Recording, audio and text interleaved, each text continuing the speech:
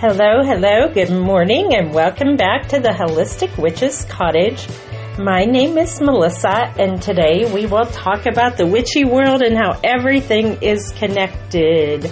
So for a little recap, I think the last podcast that I put up was a Let's Keep Moving, walking in movement activities. So wherever you are, whoever you are, I hope that you are participating in something like that. If not with me, doing something. Always keeping moving, always keeping healthy, always connecting to our body, mind, and spirit.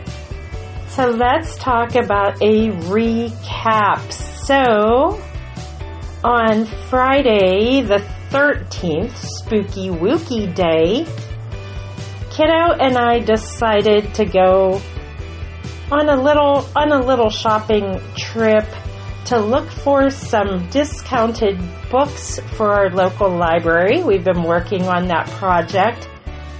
Kiddo is looking for anime and manga series to replenish ones that went missing or were sold from our library. We're not sure what happened to all of those, but he's working on that. And I was looking for some graphic novels to add to our children's section. So I had this cool Valentine's Day coupon from Ollie's, the Ollie's discount store, and I decided that would be a good way to put that to use and see if we could find some things. So we found a few things.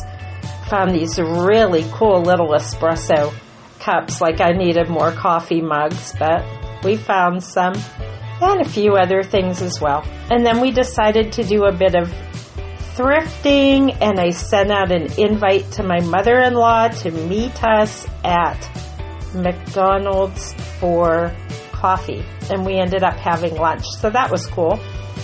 And then afterwards, Kiddo and I went to the local crystal shop, but little disappointment with that. We didn't find anything that resonated this time. So then we came on home, did some chores, did some stuff, and prepared for our big Saturday adventure at a local state park, Prince Gallitzin State Park, the one that we normally camp at and where our kayaks live. And every year they have this annual, event called Winter Blast that we enjoy very much. So we've missed it a few times over the years because of extreme severe weather, or it was canceled due to unsafe conditions. But yesterday, the temperatures went up to the mid-40s in our part of central Pennsylvania, which is a virtual heat wave for us in February. So we went out to celebrate our Valentine's, our day of love, with something that we love the most, and that's nature. So we went out to enjoy the day at the lake and hike through the forest and do some cool activities. So during Winter Blast, they have things set up. They have activity centers set up to do. Now, when I grew up in a very rural part of my area, we had, if you don't understand what I'm talking about, it's okay, because you sort of need to live this to understand it.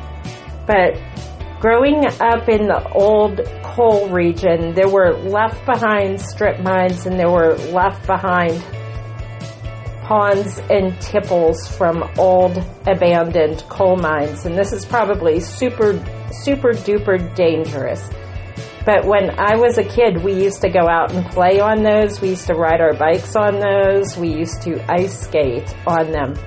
So yesterday there were all these things about if the ice is more than 5 inches thick, it's safe for winter activities. Actually, most of the lake was frozen over. It's the first time I remember that happening in a long time.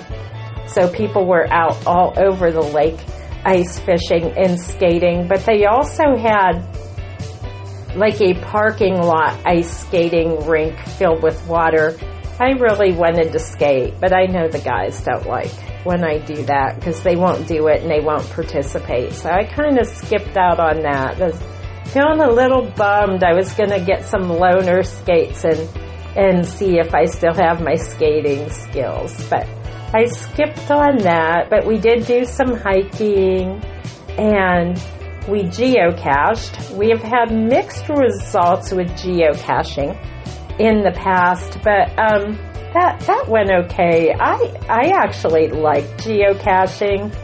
I think I'm maybe more patient than the guys are in respect to that. The thing that bums me out about geocaching, again, everything's connected. I love connecting the natural world with technology because we don't see a lot of kids outside anymore, but for kids who love tech, you can get them outside and moving with games like Pokemon Go or geocaching or other things of that nature. So I really love that aspect of it. What stinks though, if you've never geocached, what it is like it's a technology-based scavenger hunt. We were using their Garmin GPS devices. We used to do this. We used to have our own, but it wasn't very good. And then you can do it with your phone as well. There's apps for that. But we were using their Garmin GPS device, which was very good. And they had set waypoints or caches on the menu, and then using the GPS, it's like an electronic scavenger hunt that directs you to find cool things. Now for Valentine's Day, they had like a scavenger hunt sheet, and if you completed it and there were little clues and hints on the sheet, if you filled it out and turned it in, they gave us candy, which is cool. I got, gummy bears. But, so we went out and did that. I think there were 6 caches on that, and none of them were too difficult to find. But what I was saying, like what bums me out with geocaches is sometimes these are not maintained. So you go and find one, you're at the coordinates where you should be able to find something, and it's been stolen or it's been damaged or it's empty or just doesn't exist anymore. So that's sort of why we got out of geocaching, but I would sort of like to do that again. So maybe I have to work on my guys for that. Momo actually loves to geocache, so maybe I'll just do it with him. He's better at finding the caches than I am. So maybe that's a future activity for Miss Melissa and Momo the Wonder Dog. So we geocached, we played disc golf. Again, if you don't know what these things are, you can look them up. Disc golf is like golf with frisbees. Now we have a cheap backyard set here that is literally with cheap plastic frisbees and these little nets that you set up. I think I need to practice because I absolutely sucked yesterday at this. But they set up these big metal nets and they set them out in the woods in the snow. There's still deep snow out in the woods. So hubby and I are traipsing around out in the woods. They were setting up where you start with orange pylons and then you see the net and then you throw your disc. We were using loaners. We own our own, but we were using loaners. And these are weighted. These are very heavy. So we picked bright colors so they wouldn't get lost in the snow. And so you start at the tee, in this case an orange pylon, and throw until you get it in the big metal disc. So if you throw it and it lands on the ground, then your next throw is from there, and so on. I was terrible. I don't know if it was because I was dressed like Nanook of the North with 3 shirts on and a big parka. I don't know. I've played winter disc golf before. I don't know what was going on with me. It was terrible. I was terrible. But it was fun. It was great to get out in the woods. So we're tracking. We're looking for animal sign and plant sign, and you can tell that like the chipmunks and some of the animals have started having their babies. I posted a chart about that on the camping group. But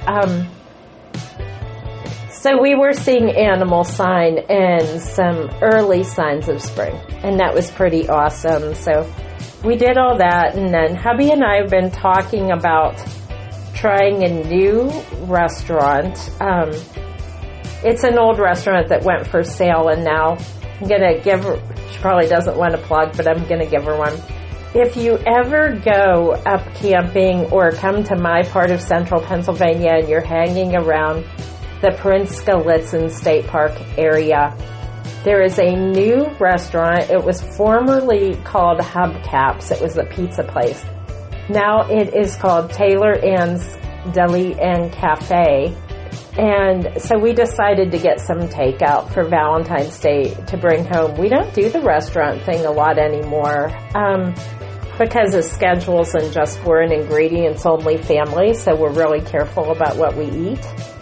But the boys have been talking about wanting some good burgers, and I don't mind having a break from the kitchen, so I got a huge chef salad. I got 2 meals out of that. And the guys got burgers and fries and onion rings, and 2 thumbs up from me and 2 thumbs up from both of them too. The food was awesome. So if you're ever in that part of the world, stop on by at Taylor Ann's. It was very, very, very, very good. A nice treat for Valentine's Day. So then we came home, had to go back into the regular choresies, make sure everything's settled and good around the cottage. I've been reading a new cozy set. It's called Campers and Criminals, and it's a cozy short stories based on camping. And I'm also going to give that 2 thumbs up from me. I'm having a lot of fun reading it. One of our regular library patrons told me she thought it was dumb. She brought it right back. But I'm enjoying it. So I'm just on the first story, but I'm enjoying it. So that was fun. So I spent some time reading while the guys were doing their things. Kiddo's still writing his book, and he's designing his cover now. So we were playing on Ibis Paint. He's designing his cover art, so I think this might happen. This book may get published. And, just preparing for the rest of the weekend. So I guess that's the recap. Whatever you did for Valentine's Day, I know that can be like a dreadful holiday for some. We just spend it in nature, so it can never go wrong. So the new stuff that is happening, I posted this morning, started my little social media blast on my Yoga and Time private group, which all the links from the cottage page will take you there.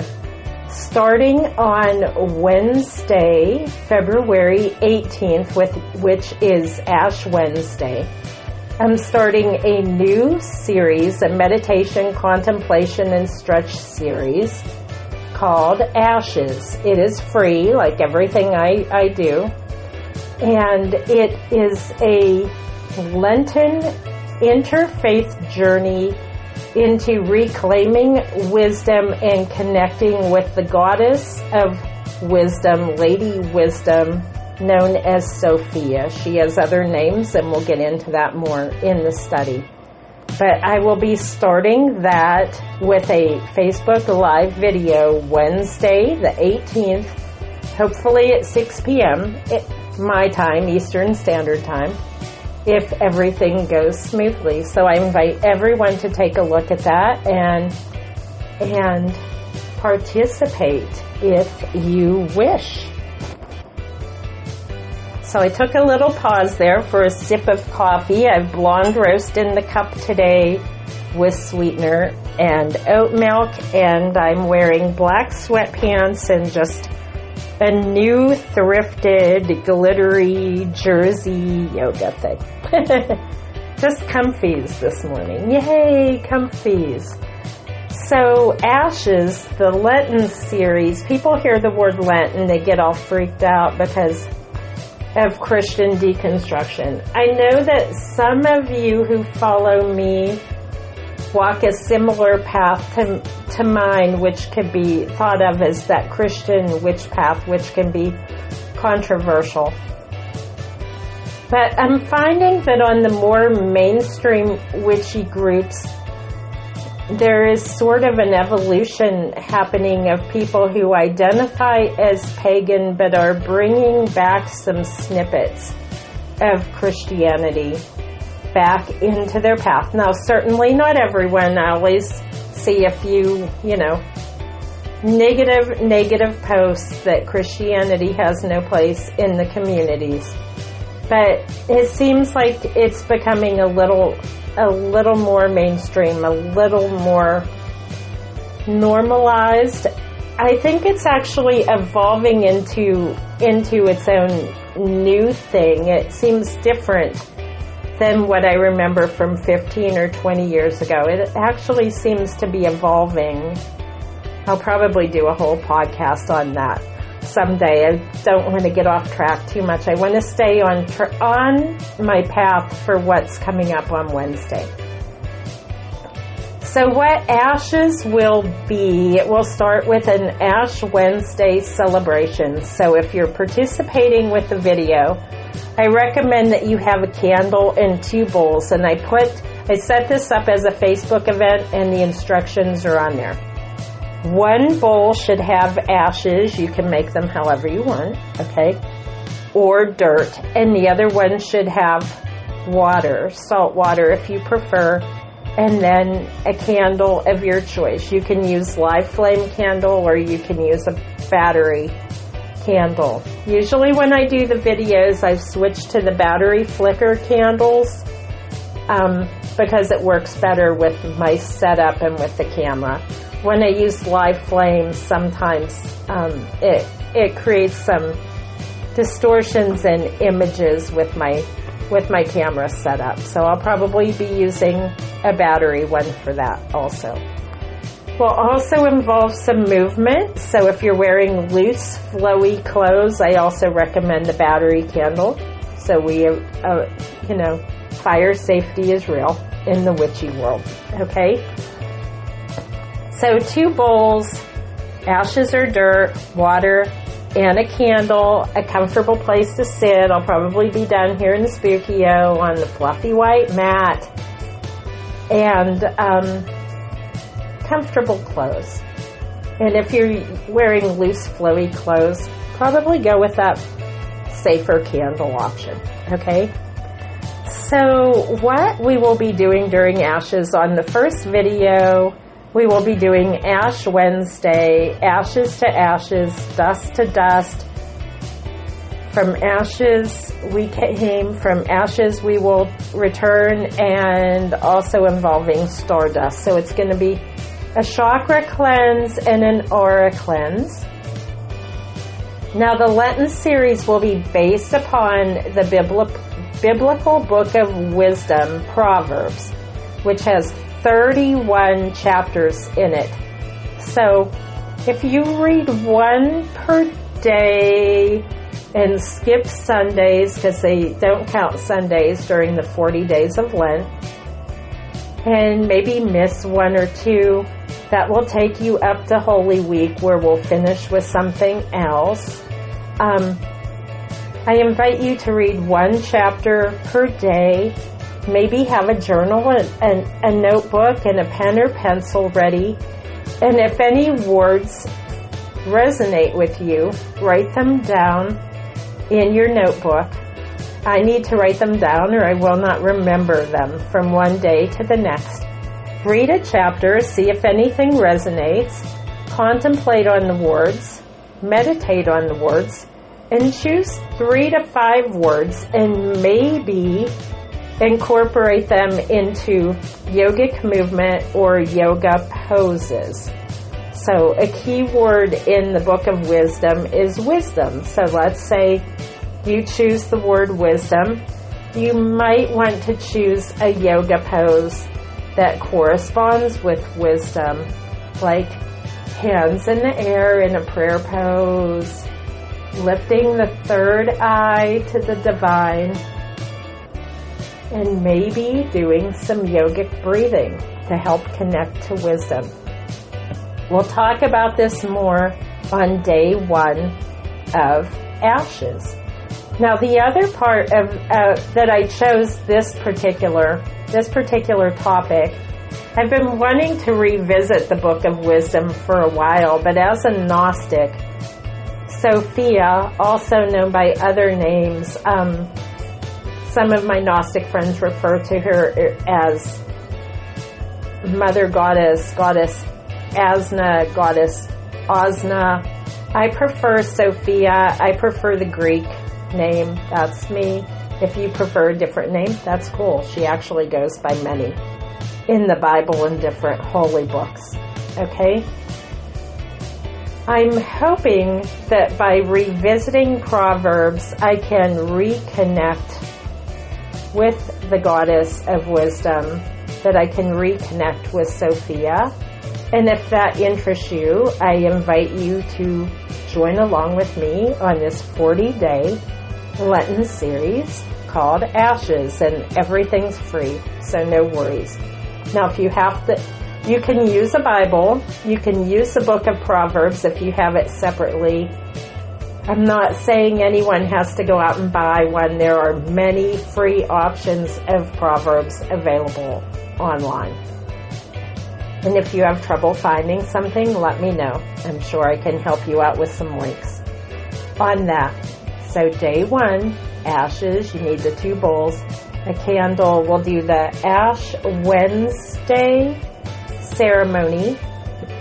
I'll explain how the series will work, and I'll touch in by video on Wednesdays, and I'll do some instructional text and prompts along the way to keep people motivated and hopefully participating.